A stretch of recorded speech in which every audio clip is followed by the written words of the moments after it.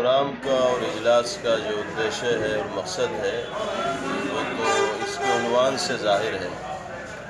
समाज में शिक्षा, एजुकेशन और तालीम के एतबार से जागरूकता और बेदारी पैदा करना, यही इस इजलास का मकसद है। और कोशिश ये की जा रही है कि हर इलाक़े में, हर गांव में, हर बस्ती में ऐसे मकातिब कायम किए जाएँ, ऐसे इदारे कायम किए जाएँ जहाँ दीनी और दुनियावी दोनों तरह की तालीम का माक़ूल बंदोबस्त हो।